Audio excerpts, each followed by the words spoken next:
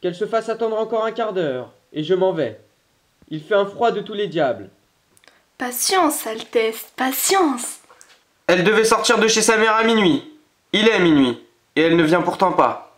Si elle ne vient pas, dites-lui que je suis un sot, et que la vieille mère est une honnête femme. Entrailles du pape! Avec tout cela, je suis volé d'1 millier de ducats. Nous n'avons avancé que moitié. Je réponds de la petite. 2 grands yeux languissants. Cela ne trompe pas. Quoi de plus curieux pour le connaisseur que la débauche à la mamelle? Voir dans un enfant de 15 ans la rouée à venir, étudier, ensemencer, infiltrer paternellement le filon mystérieux du vice dans un conseil d'amis, dans une caresse au menton.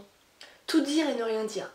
Selon le caractère des parents, habituer doucement l'imagination qui se développe à donner des corps à ces fantômes, à toucher ce qui l'effraie, à mépriser ce qui la protège. Cela va plus vite qu'on ne pense. Le vrai mérite est de frapper juste. Et quel trésor que celle-ci! Tout ce qui peut faire passer une nuit délicieuse à votre Altesse. Tant de pudeur! Une jeune chatte qui veut bien des confitures, mais qui ne veut pas se salir la patte. Proprette comme une flamande. La médiocrité bourgeoise en personne. D'ailleurs, fille de bonnes gens, à qui leur peu de fortune n'a pas permis une éducation solide. Point de fond dans les principes, rien qu'un léger vernis. Mais quel flot violent d'un fleuve magnifique sous cette couche de glace fragile qui craque à chaque pas.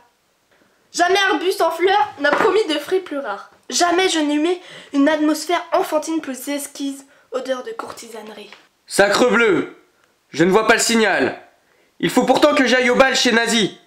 C'est aujourd'hui qu'il marie sa fille. Allons au pavillon, monseigneur.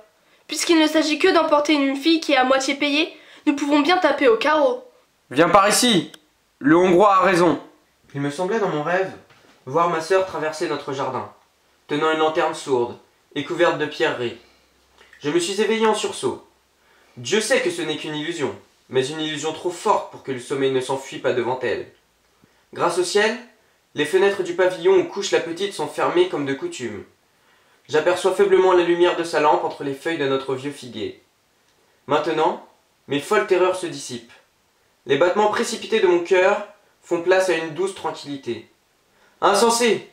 Mes yeux se remplissent de larmes, comme si ma pauvre sœur avait couru un véritable danger. Qu'entends-je? Qui remue là entre les branches? Suis-je éveillé? C'est le fantôme de ma sœur. Il tient une lanterne sourde et un collier brillant étincelle sur sa poitrine aux rayons de la lune. Gabriel! Gabriel! Où vas-tu? Ce sera le bonhomme de frère pris de somnambulisme. Lorenzo conduira votre belle au palais par la petite porte. Et quant à nous, qu'avons-nous à craindre? Qui êtes-vous? Oh là! Arrêtez! Honnête rustre, nous sommes tes amis. Où est ma sœur? Que cherchez-vous ici? Ta sœur est dénichée, brave canaille. Ouvre la grille de ton jardin. Tire ton épée et défends-toi, assassin que tu es. Halte là, maître sot, pas si vite. Oh honte! Oh excès de misère! S'il y a des lois à Florence, si quelque justice vit encore sur la terre, parce qu'il y a de vrai et de sacré au monde, je me jetterai aux pieds du duc, et il vous fera pendre tous les deux. Au pied du duc? Oui, oui, je sais que les gredins de votre espèce égorgent impunément les familles, mais que je meure, entendez-vous? Je ne mourrai pas silencieux comme tant d'autres. Si le duc ne sait pas que sa ville est une forêt pleine de bandits, pleine d'empoisonneurs et de filles déshonorées, en voilà un qui le lui dira. Ah, massacre! Ah, fer de sang!